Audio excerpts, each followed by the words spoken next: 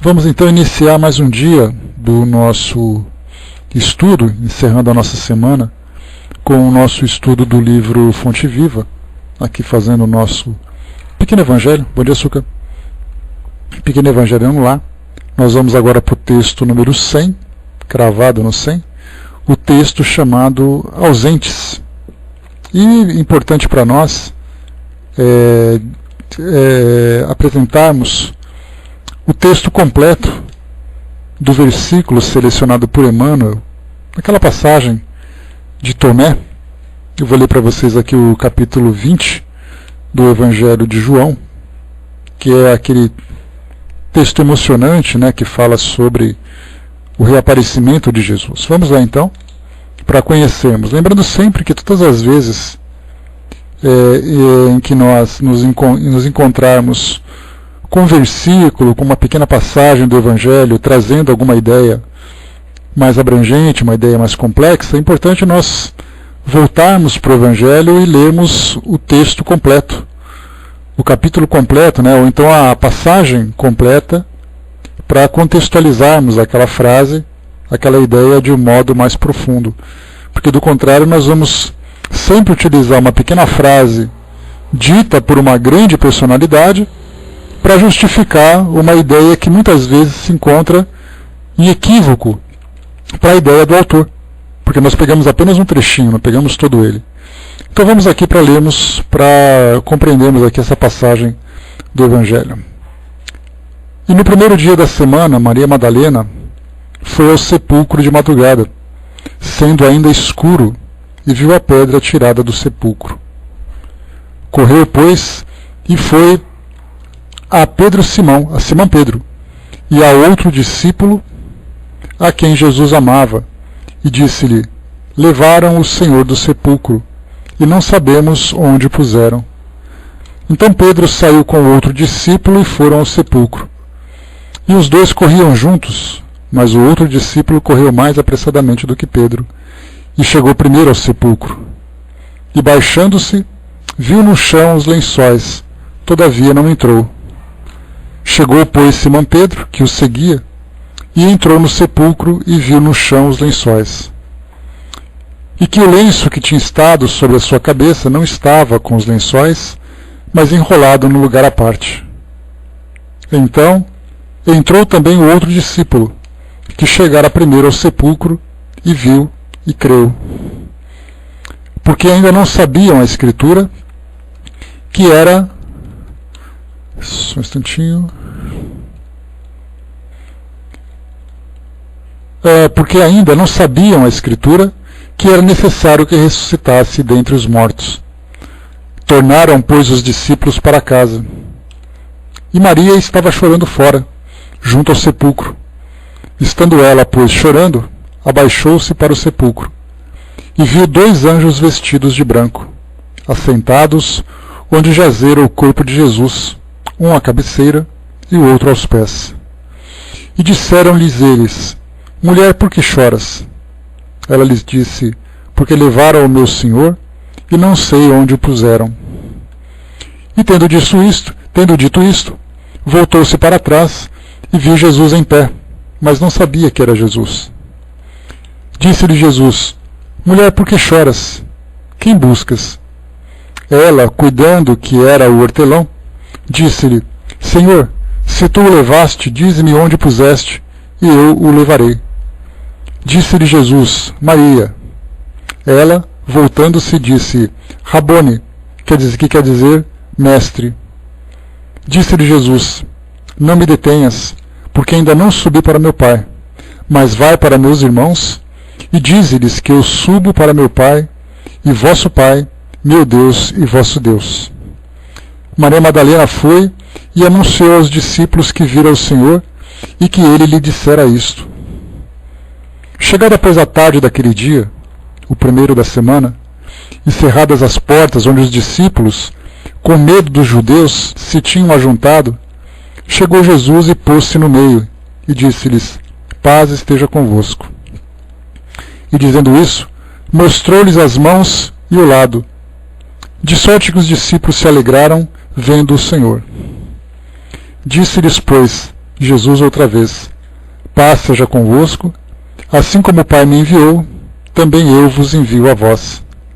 E havendo dito isto, assoprou sobre eles e disse-lhes: recebei o Espírito Santo. Aqueles a quem perdoastes os pecados lhes serão perdoados, e aqueles a quem os retiverdes lhes serão retidos. Ora, Tomé, um dos 12, chamado Dídimo, não estava com eles quando veio Jesus. Disseram-lhes, pois, os outros discípulos: vimos o Senhor. Mas ele disse-lhes: se eu não vir o sinal dos cravos em suas mãos, e se não puser o meu dedo no lugar dos cravos, e não puser minha mão no seu lado, de maneira alguma o crerei. E 8 dias depois estavam outra vez os discípulos dentro, e com eles Tomé. Chegou Jesus, estando as portas fechadas, e apresentou-se no meio e disse: paz seja convosco. Depois disse a Tomé: põe aqui o teu dedo, e vê as minhas mãos. E chega a tua mão, e põe-na no meu lado. E não sejas incrédulo, mas crente. E Tomé respondeu e disse-lhe: Senhor meu e Deus meu. Disse-lhe Jesus: porque me viste, Tomé, creste. Bem-aventurados os que não viram e creram. Jesus, pois, operou também em presença de seus discípulos muitos outros sinais que não estão escritos neste livro. Estes, porém, foram escritos para que creiais que Jesus é o Cristo, o Filho de Deus, e para que, crendo, tenhais vida em seu nome. Essa, então, é a passagem, desse capítulo 20 do livro de João, contando essa situação emocionante que, com certeza, na mente de vocês, como acontece com toda a boa literatura, criou imagens que nos transportaram para aquele momento tão sublime da manifestação de Jesus após a sua desencarnação. Aqui nós temos no capítulo, nessa passagem, Emmanuel selecionou para nós: ora, Tomé, um dos 12, não estava com eles quando Jesus veio. Essa questão da fé, ela é uma das questões mais importantes para todos nós que vivemos uma filosofia espiritualista. Não importa qual seja a escola que nós nos educamos, porque a religião nada mais é do que uma educação religiosa. Porque tudo se baseia na fé. A grande diferença entre a fé de cada pessoa é exatamente o quão fantasiosa ou o quão racional ela se transforma com o passar do tempo, com o passar dos seus estudos. Mas falar sobre o mundo espiritual, daquilo que não pode ser provado, daquilo que não pode ser atestado dentro das provas que nós desejamos, pela nossa ciência, é algo muito complicado. E essa complicação se dá exatamente pelas nossas limitações. Acreditar em algo sem ver, sem tocar, sem ter uma compreensão clara, faz com que nós caminhemos com muita insegurança por esse caminho da nossa espiritualização. E essa passagem ela é bastante profunda, porque mostra, primeiro, um personagem que mostrava a sua incredulidade. Normalmente Tomé, ele acaba sendo visto muitas vezes como um vilão, ou talvez como aquele discípulo, ou aquele apóstolo, o mais cético de todos. Mas na verdade ele representa exatamente a fragilidade que todos nós apresentamos nessa questão da fé. Quando nós falamos sobre Tomé, nós não falamos de um vilão. Nós falamos de alguém que compreende dentro de suas limitações. E isso não faz dele nem melhor, nem pior que os demais na tarefa que ele tinha que cumprir. Mas essa sua insegurança é uma insegurança pessoal. E quando Jesus fala, bem-aventurados aqueles que creem sem ver, Isso mostra, na verdade, uma proximidade com o mundo espiritual através de uma compreensão diferente. Então, uma compreensão que todos vamos alcançar. Isso é interessante porque nos toca nessa questão da espiritualidade e até mesmo na questão da falta de fé. Quando nós vemos uma pessoa que se coloca como ateia, dá a impressão de que ela é uma pessoa de caráter duvidoso. E na verdade ela simplesmente vive as suas dúvidas, simplesmente vive as suas limitações, que provoca, não tenhamos dúvida disso, uma angústia muito grande, mesmo que ela não tenha essa compreensão, mesmo que ela não se veja dessa forma, já que todos nós trazemos na nossa consciência a intuição da nossa imortalidade. Então aquele indivíduo acaba vivendo aquela sua insegurança. E aqueles que têm fé, muitas vezes, acabam sofrendo muito mais. Porque quando você fala assim, eu não acredito, você já tem essa convicção. Isso para você já está definido. Agora quando você diz assim, eu acredito, mas será que é assim mesmo? Essa dúvida é mais angustiante.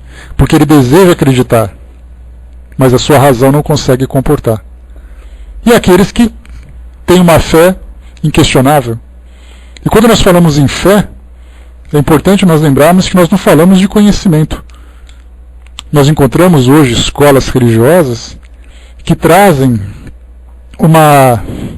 um tipo de educação que estimula a fé sem se preocupar com o intelecto. Nós não estamos questionando se isso é bom ou se isso é ruim. Porque muitas vezes aqueles que não têm conhecimento, mas têm uma fé solidificada, acabam sendo muito mais felizes do que aqueles que procuram desenvolver o seu intelecto e têm insegurança na sua fé. Nós vemos, por exemplo, em cada escola tem uma característica muito interessante. No caso da religião islâmica, por exemplo, é muito interessante eles viverem em função da submissão. Nas religiões evangélicas, na questão da fé inquestionável. Na questão do catolicismo, vivendo em função das tradições. A doutrina espírita tem para nós essa proposta do estudo racional. Então nós percebemos que nenhuma escola é completa. Tanto que nós vemos muito na doutrina aquelas pessoas que têm um grande conhecimento a respeito do aspecto científico e filosófico que a doutrina proporciona, mas dentro dele existe um vazio. E quantos de nós vivemos isso? Enquanto que outros não têm o conhecimento, mas estão preenchidos pela sua fé. O que importa para nós, a partir do entendimento dessa questão da fé, é nós conquistarmos aquela felicidade que todos desejamos. É vivermos de uma forma fiel a esses princípios que nós abraçamos. Ontem mesmo falamos no estudo do Evangelho segundo o Espiritismo, tratando da missão do homem inteligente na Terra. Então nós percebemos que não importa o grau de inteligência, não importa o grau de fé, o importante é nós trabalharmos afinizados com aquilo que nós desejamos alcançar, que é essa felicidade, e naturalmente a felicidade verdadeira, não a felicidade ilusória que o mundo propõe para todos nós. Mas muito bem, quando nós falamos sobre essa passagem de Tomé, em toda a sua insegurança, isso mostra que alguma coisa na sua tarefa de casa não foi completada. Por que os outros tinham fé e ele não tinha? Porque a sua vivência, dentro da crença que abraçava, não era uma vivência plena, não era uma vivência completa. Ele vivia para as coisas do mundo, desejando alcançar o mundo espiritual, enquanto que outros viviam no mundo já em harmonia com o mundo espiritual. Então Tomé vivia ali no seu cotidiano. Era necessário que tudo viesse de uma forma concreta. Por exemplo, um exemplo que a gente pode colocar dentro da doutrina é que nós lemos os livros psicografados, nós estudamos sobre mediunidade, mas por que temos aquela grande curiosidade de vermos o fenômeno acontecer? É exatamente para poder fazer com que nós fortaleçamos cada vez mais a nossa fé. Não é uma questão só de curiosidade. É uma curiosidade que tem uma origem, tem uma razão de ser. E eu preciso ver para ter essa certeza. Porque do contrário eu estou estudando uma teoria, uma ideia que eu não posso comprovar. E o que significa isso? A falta de convicção que nós ainda vivemos. Então, Tomé é uma representação para nós de muito daquilo que nós mesmos vivemos no nosso cotidiano. Né? Tantos fenômenos também, né, Brás? Muitas vezes acontecia a mesma coisa. As mesas aconteciam, os fenômenos aconteciam, as curas aconteciam. Por que isso acontecia em público? Para mostrar para as pessoas uma realidade que não era tão simples assim de se aceitar. Havia necessidade de nós estimularmos isso tudo. Então nós vemos que até hoje nós encontramos assim. Mais uma vez, felizes daquele que vivem a sua fé sem a preocupação de desejar comprová-la. Mas naturalmente há a necessidade do desenvolvimento intelectual, que com o tempo vai acontecer. Mas se a fé já estiver estabelecida, o intelecto apenas complementa. Agora, se nós estivermos no complemento da fé, do intelecto sem a fé, é muito mais difícil, porque nós precisaremos de provas e cada vez mais provas. E isso traz para nós um grande obstáculo na nossa vivência. Porque eu não vou fazer tudo cegamente. Tudo para mim tem que ter uma razão. E muitas vezes essa minha necessidade de razão me limita nas minhas ações. Naquilo que eu poderia simplesmente fazer pelo desejo de fazer, eu preciso encontrar um motivo para que ele aconteça. O Dudu colocou aqui, Tomé era o único que questionava, que perguntava a Jesus suas dúvidas sem medo, sem arrogância e com muito carinho. E como as religiões hoje exigem, é uma exigência isso, que você tenha fé para poder viver aquilo que ela prega, se você não tem essa fé, você acaba sendo relegado em segundo plano. Isso porque é uma atribuição, você precisa acreditar sem ver. Não. Você pode não acreditar naquele momento. Apenas precisa que a sua educação se desenvolva para que você se convença disso. Então Emmanuel traz para nós aqui uma passagem, uma análise bastante interessante que mostra para nós essa questão da fé. Porque na verdade nós não estamos estudando aqui essa ideia de quem tem fé ou quem não tem fé, mas é a forma como nós vivemos as nossas crenças, a forma como nós vivenciamos essa experiência de aproximação do mundo espiritual, naturalmente através da nossa mente, não através do nosso corpo, né? Porque nós somos espíritos independente de onde nós estivermos. Então essa mensagem mostra, por exemplo, a presença de Jesus ou a ausência de Jesus, acreditar em Jesus ou não acreditar. Isso também para nós é uma representação simbólica muito profunda. Porque Jesus se tornou para muitos o homem que vai salvar. Então, naturalmente, nós vamos esperar sempre por esse nosso representante, por esse nosso herói. Mas a grande importância para nós, lembrando aquilo que nós conversamos essa semana, muito mais importante do que o mensageiro é a mensagem. Então, Jesus se tornou para nós o símbolo de uma ideia, o símbolo de uma mensagem. Não há a necessidade da adoração do homem, a adoração do espírito, mas a vivência do seu exemplo, que é o mais importante de tudo. Mas como nós estamos acostumados a sempre a ideia da adoração, da deificação, nós temos que ter aquele símbolo, temos que ter aquele representante. Mas a doutrina espírita mostra para nós que o mais importante de tudo é a mensagem que é transmitida, não importa quem seja o mensageiro. Então Jesus se transformou para nós esse símbolo, o símbolo de uma mensagem, o símbolo de uma ideia, o símbolo de um modelo de existência. Então quando nós estamos, por exemplo, para nós especificamente, que somos espíritas, quando nós frequentamos um ambiente, nós não temos que procurar os nossos ídolos. Nós estamos naquele ambiente para viver aquela ideia. Então muitas pessoas esperam, como nós vemos hoje na atualidade, o retorno de Jesus. Ou seja, há a necessidade de vê-lo para poder imaginar alcançar o mundo espiritual ou alcançar o paraíso. Sendo que, na verdade, ele, trazendo a mensagem já se encontra presente entre nós. Então tudo que nós precisamos fazer é pôr em prática aquilo que foi dito como mensagem. E não simplesmente esperar que o mensageiro venha. É a ideia da síndrome da ovelha. Todos nós vivendo nesse eterno complexo de ovelha, de inferioridade, esperando sempre um pastor para nos conduzir para o caminho de elevação espiritual. Sendo que a mensagem está aí para quem quiser abraçar e quem quiser viver, e se tornar senhor de si mesmo, vivendo esses princípios que já foram trazidos.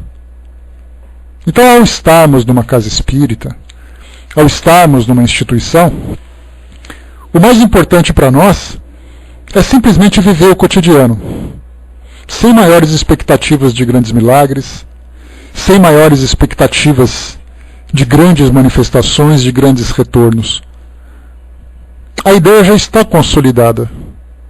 Nós precisamos agora criar essa independência intelectual, essa independência psicológica, para vivermos a mensagem por nós mesmos. André colocou para nós ali: não espere Jesus voltar porque ele nunca foi embora. Só que é exatamente essa diferença, Andréia, que nós temos hoje. Quando você fala que Jesus nunca foi embora, nós temos que entender que a mensagem nunca foi embora. E não simplesmente imaginar o homem. Porque essa é a grande dificuldade. Nós ficamos durante tanto tempo, tantas gerações, tantas encarnações, aprendendo que Ele é o Deus, que Ele voltará, que Ele é o Salvador. E é muito natural que o nosso inconsciente, o nosso subconsciente, já tenha registrado essa ideia. Então, quando nós conversamos essa semana que há a necessidade de nós reformularmos completamente essa ideia que foi transmitida durante tanto tempo para todos nós, para começarmos a entender exatamente que estamos crescendo pelo entendimento, estamos crescendo pela compreensão e, consequentemente, vai trazer para nós essa elevação. E não ficarmos esperando sempre um símbolo, um herói, uma representação. Essa independência que nós precisamos ter. Mas não é tão fácil assim. Porque mesmo nós, que começamos a desenvolver esse entendimento, nos libertando dos representantes e nos afinizando com a ideia, mesmo assim nós acabamos transferindo essa mesma conduta, pensando o seguinte: eu não preciso esperar Jesus voltar porque ele nunca foi embora, porque a sua mensagem é mais importante. Mas no nosso cotidiano nós ficamos rezando para espíritos, ficamos esperando os médiuns, ficamos esperando os dirigentes. Então não é fácil assim, é uma educação. Não, Jesus é um espírito, Luiz, não tem... Isso é indiscutível para todos nós. Um espírito que alcançou esse grau de elevação pelos seus próprios méritos. Deus é Deus. Os demais, todos são criaturas. E Jesus é uma criatura. É esse trabalhador, é esse missionário. Essa ideia da Santíssima Trindade, por exemplo, que durante tanto tempo foi passado pelas igrejas tradicionais, confundindo, dizendo, por exemplo, num texto, que Jesus é o Filho de Deus. O que significa exatamente isso? Nessa ideia que nós temos, de que existe apenas um céu, de que nós somos o único mundo, de que a nossa vida se desenvolve a partir de uma única dinâmica em que você vive uma única encarnação e a partir dessa encarnação você vai para o céu, ou seja lá para onde for. Quando nós aprendemos dessa forma, você não tem muitas expectativas. Tem que acreditar que existe um único Deus, tem que acreditar que existe um único Filho de Deus e tem que acreditar que existe uma única existência. E aí então existe uma revolução na nossa mente, mudando tudo. Mostrando que, primeiro, nós somos espíritos imortais e já vivemos aqui no mundo físico muitas e muitas vezes e continuaremos vivendo ainda. Através do processo de encarnação, aceitemos ou não. E isso não é simplesmente uma questão de fé. É uma questão de análise, é uma questão de conclusão, uma questão de estudo, que agora se tornou, inclusive, objeto de pesquisa. Então muitas pessoas dizem assim, olha, eu não acredito que eu encarnei, não tem problema. Você vai encarnar a si mesmo, já encarnou muitas vezes a si mesmo. Mas por que você afirma isso? Porque eu estudo. Porque eu faço análise das informações que chegam. Tiro as minhas próprias conclusões através daquele método filosófico que nós temos hoje. Então não é uma questão de fé. Porque nós observamos o seguinte, que a grande maioria das recusas que nós encontramos hoje, de pessoas dizendo que não acreditam, foi porque disseram para elas que não existem. Que não existe. Olha, você só vive uma vez e o resto que fala não é verdade. Ele fala amém e pronto. Mas e os dados, as evidências que estão à sua volta? Será que isso não possibilitaria uma visão diferente a respeito do mundo? Então, nós temos a ideia da imortalidade, a ideia da reencarnação, a ideia de um mundo espiritual à nossa volta completamente diferente daquilo que foi passado até agora, em que você vai para um céu, ou você vai para o inferno, ou que tem anjos, ou que tem demônios, e que você vai para o paraíso para toda a eternidade. Acabou tudo isso. Agora você vai para o mundo espiritual como se estivesse mudando de um país, e lá você vai continuar crescendo, trabalhando, se desenvolvendo, se preparando como todos os outros. E conforme você vai crescendo dentro dos seus próprios, das próprias oportunidades que vão surgindo, você se eleva espiritualmente. E aí então vemos Jesus não como um representante especial de Deus e único, muitas vezes até confundido com ele. Nós vemos Jesus como sendo um grande trabalhador que alcançou tudo isso passando por esse mesmo processo. Hoje, vivendo uma realidade diferente da nossa, pela sua própria elevação, pela sua própria condição e posição. Então mudou tudo isso, tudo aquilo que nós acreditávamos começa agora a entrar em choque com uma nova realidade. Então começamos a perceber, entrando agora na nossa linha de raciocínio do nosso texto de hoje, nós vivemos esses princípios morais, nós vivemos esses valores, nós temos uma conduta diferente. Por qual motivo? Porque nós confiamos na mensagem que foi deixada, nessa realidade do mundo espiritual, que foi trazida pelo próprio Jesus, pelo próprio mensageiro, e endossada por todos os demais trabalhadores que vieram trazer os seus depoimentos. Então eu vivo em função dessa certeza que, na verdade, é uma crença, é uma questão de fé racional. Mas muitas vezes as pessoas têm dúvidas quanto a isso. É aí então que entra a representação de Tomé. Por que eu vou ter que viver dessa forma se eu não tenho certeza que essa realidade existe? Vamos para o nosso texto aqui, para acompanharmos o raciocínio de Emmanuel a respeito desse assunto. Então o texto é número 100, ausentes. Ele separou para nós aqui do livro de João, capítulo 20, versículo 24. Ora, Tomé, um dos 12, não estava com eles quando Jesus veio. Tomé, descontente, reclamando provas, por não haver testemunhado a primeira visita de Jesus depois da morte, criou um símbolo para todos os aprendizes despreocupados das suas obrigações. Ocorreu ao discípulo ausente o que acontece a qualquer trabalhador distante do dever que lhe cabe. A edificação espiritual, com as suas bênçãos de luz, é igualmente um curso educativo. O aluno matriculado na escola, sem assiduidade às lições, ou seja, sem acompanhar com frequência as lições que são passadas, apenas abusa do estabelecimento de ensino que o acolheu, porquanto a simples ficha de entrada não soluciona o problema do aproveitamento. Sem o domínio do alfabeto, não alcançará a silabação. Sem a posse das palavras, jamais chegará à ciência da frase. Prevalece idêntico processo no aprimoramento do espírito. Longe dos pequeninos deveres para com os irmãos mais próximos, como habilitar-se o homem para a recepção da graça divina? Se evita contato com as obrigações humildes de cada dia, como dilatar os sentimentos para ajustar-se às glórias eternas? Tomé não estava com os amigos quando o Mestre veio. Em seguida, formulou reclamações, criando o tipo do aprendiz suspeitoso e exigente. Nos trabalhos espirituais de aperfeiçoamento, a questão é análoga. Matricula-se o companheiro na escola de vida superior.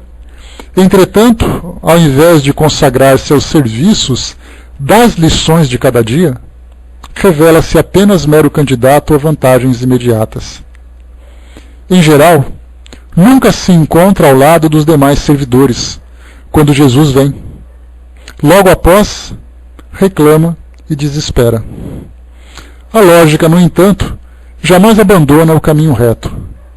Quem desejar a bênção divina, trabalhe por merecê-la. O aprendiz ausente da aula não pode reclamar benefícios decorrentes da lição. Então, o que nós vemos aqui, uma passagem que é muito significativa para nós, é que nós esperamos, na verdade, se nós não conseguimos, aqui nessa passagem, longe dos pequeninos deveres para com os irmãos mais próximos, como habilitar-se o homem para a recepção da graça divina. O que nós entendemos como receber a graça divina? A ideia que nós temos de imediato é que vai vir um anjo, vai vir um espírito elevado e vai nos conceder uma graça como se estivesse entregando um pacote. Porque você foi bonzinho, então toma esse pacote. Só que, na verdade, a graça divina, ela existe dentro de nós e ela vai se manifestando naturalmente conforme nós vamos nos afinizando com essa vibração que nós podemos chamar de vibração divina que existe à nossa volta. Seria como se fosse a luz do sol. Ela brilha para todos, mas nem todos percebem que ele está lá. Nem todos valorizam a presença do sol. A gente só quer saber se está calor ou se está frio. A nossa percepção, ela se dá ainda por uma questão de sensibilidade ou de sensação física. São aqueles nossos sentidos. O tato em especial, e naturalmente a visão, porque a luz nos proporciona, né, uma visão mais clara, mas o nosso tato, por exemplo, sente o calor ou sente o frio. Assim como acontece com as bênçãos divinas, nesses termos que foram colocados por Emmanuel, essa vibração existe essa sintonia, essa harmonia, essa vibração, essa energia, chamemos como queiramos, ela se encontra à nossa volta. Eu apenas preciso entrar em sintonia com ela para perceber a sua existência. Então, quando nós falamos assim, seja uma pessoa boa para receber a graça divina, nós pensamos o quê? Vamos ser bonzinhos para receber um presente. Só que, na verdade, no silêncio de nós mesmos, nós começamos então a perceber a existência dessas vibrações. E começamos a alimentar essa felicidade dentro de nós. Então, não esperemos, né? O choque anímico, ele na verdade é um caminho inverso. É fazer com que aqueles do mundo espiritual percebam essa realidade. Então é uma construção que faz assim, te trago de volta para você colocar os pés no chão e a partir dali você avançar. Então, essa vivência dentro dessa harmonia, essa vivência dentro desses valores, faz com que nós alimentemos essa felicidade dentro de nós. Faz com que nós nos elevemos espiritualmente e começamos a perceber esse calor do sol que existe à nossa volta. E aí então eu não vou precisar mais ver o sol, porque eu já sei que ele existe. Mesmo num dia tempestuoso, com o céu fechado, eu sei que o sol está lá. Eu não preciso esperar as nuvens se abrir para que ele se manifeste. Eu compreendo o significado do sol para a natureza. Eu compreendo o significado do sol para o calor que nós hoje vivemos. Eu compreendo que a vida não existe sem a presença do sol. Então, dentro desse entendimento mais científico, eu compreendo que essa estrela próxima a nós é fundamental para a existência da vida em todas as suas dimensões, em todas as suas esferas. Desde aquela bactéria, desde aquele ser mais primitivo até o ser mais completo, eu sei que tudo isso depende da existência do Sol. Sem ele eu não tenho alimento, sem ele eu não tenho água no estado líquido, sem ele eu não tenho vento, sem ele eu não tenho as nuvens, sem ele eu não tenho a chuva, sem ele eu não tenho vida. Mas se eu não tenho esse entendimento, eu só vou perceber a presença do sol quando tem dia de sol ou dia de chuva. Ou quando está de dia ou quando está de noite. A minha visão se limita a isso. Então essas bênçãos divinas, que nós esperamos com essa visão limitada, apenas alguma coisa dentro de um pacote, esse pacote simplesmente, imaginemos o seguinte, nós estamos diante de uma mesa, sobre essa mesa existe um pacote, e nós estamos ansiosos para abri-lo. Cada um imagina o papel de presente que mais interesse. Pode ser de bichinho, de bolinha, de florzinha, de carrinho, não tem problema. Pode ser um embrulho do Corinthians, também não tem problema. Mas o pacote está lá em cima. E eu estou ansioso para abri-lo. Quando será que eu vou merecer abrir esse pacote? Eu prometo que eu vou ser bonzinho para quando chegar o dia eu abrir esse pacote. Quando nós começamos a ampliar a nossa visão, pode ser do Inter também.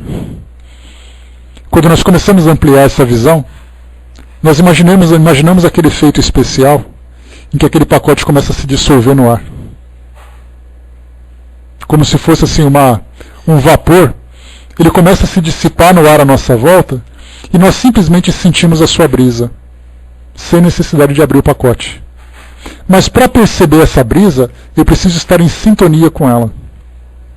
É essa mudança interior, é essa transformação, essa reforma íntima, que faz com que nós entremos em sintonia para perceber o frescor, o perfume dessa brisa. Olha só outra passagem também, do mesmo teor. Ele diz assim: se evita contato com as obrigações humildes de cada dia, como dilatar os sentimentos para ajustar-se às glórias eternas? Então essas glórias eternas, para nós temos que nos ajustar para percebê-la. Ela não vai vir materialmente para nós. Porque todo mundo imagina que a graça divina e glória eterna é a representação do paraíso no mundo espiritual. Sendo que na verdade é um estado de espírito que nós vamos conquistando. Mas que para isso aconteça, há a necessidade do exercício, há a necessidade da prática, para que nós consigamos essa transformação. Então nós temos, por exemplo, o exercício da caridade, a caridade em todas as suas classes, a caridade moral, a caridade material, a caridade para com os outros, para com o próximo, a caridade para nós mesmos, exercitando essa bondade, exercitando o amor, exercitando todas as virtudes nobres que nós estamos aprendendo diariamente, através da paciência, através da tolerância, a bondade naturalmente começa a aflorar dentro de nós. E por uma consequência absolutamente natural, nós vamos entrando em sintonia com essas vibrações. É como se fosse uma estação de rádio.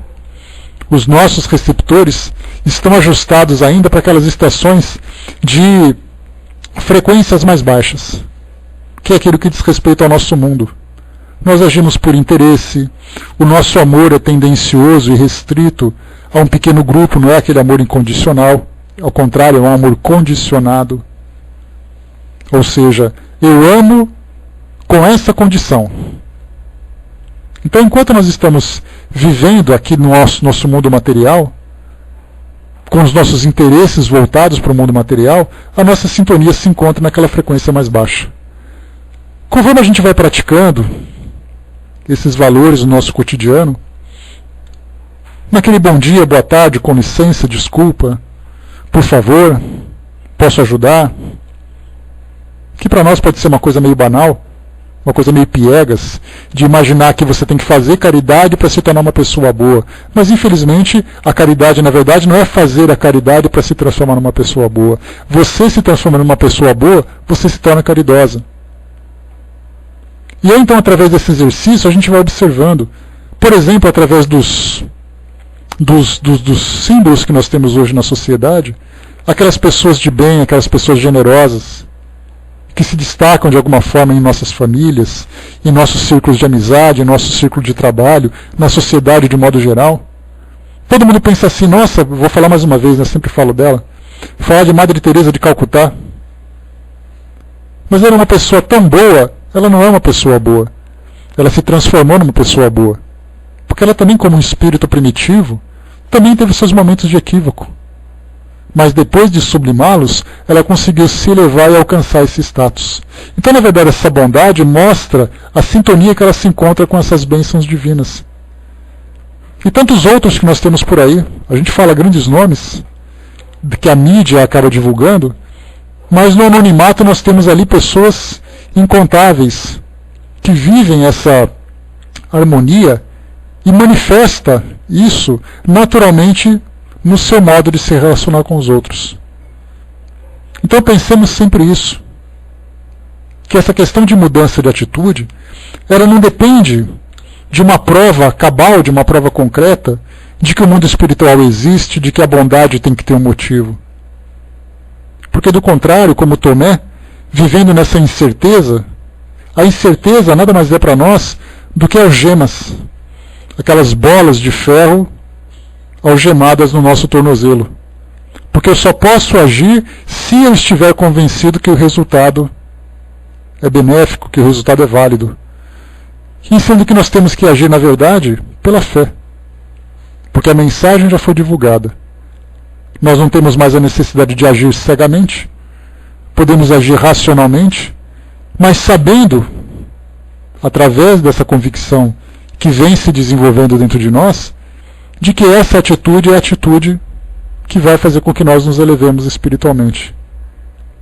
E aí, naturalmente, como aquele rádio, nós vamos gradualmente elevando a nossa sintonia e captando essa mensagem, esse sentimento, essas vibrações que nos alcançam, aquelas que nos envolvem o tempo todo, mas nós não temos essa percepção. Então mudemos aquela ideia.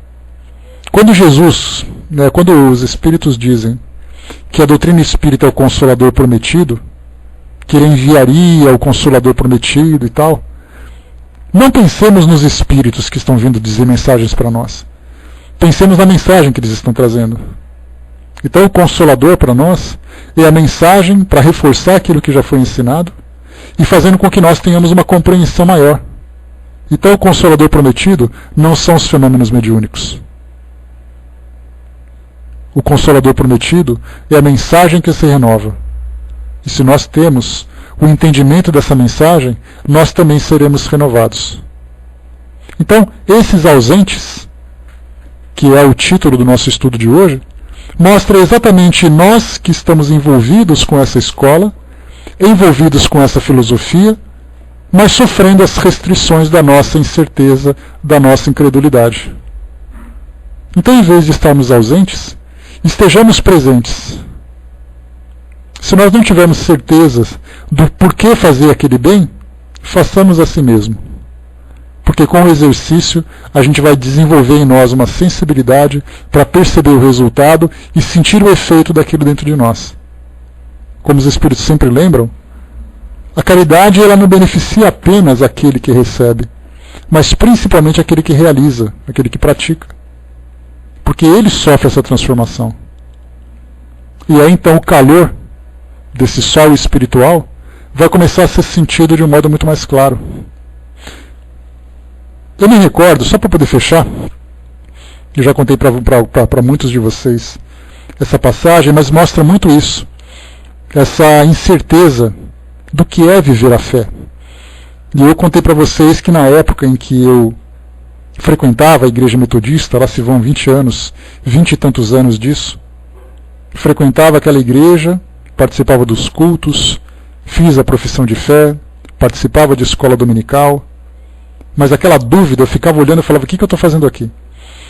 Aí então eu conversei com o nosso pastor auxiliar, assim no cantinho, e falei para ele assim, eu não consigo sentir isso que vocês sentem.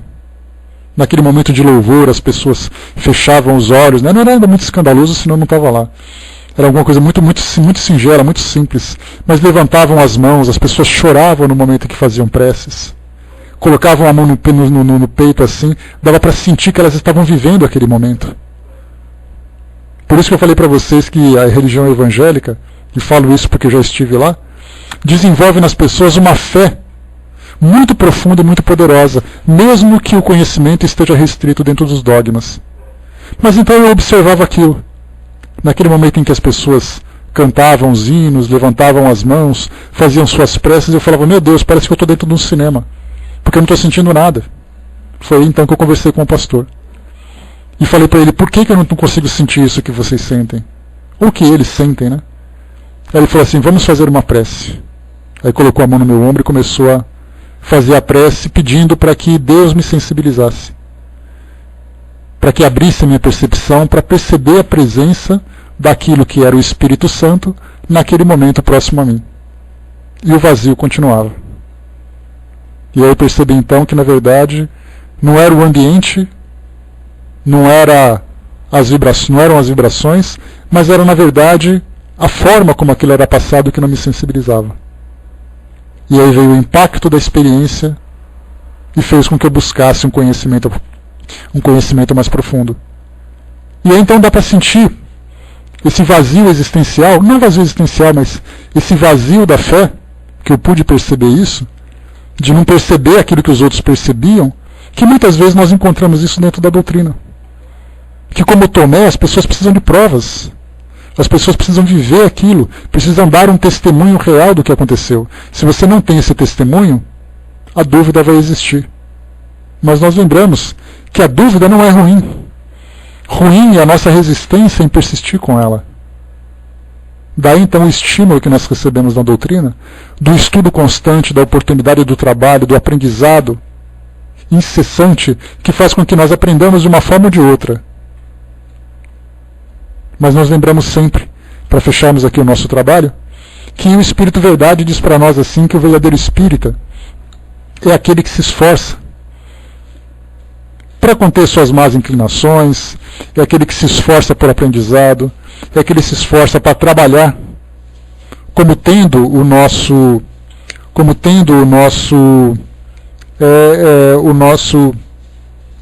o esforço para perceber essa realidade.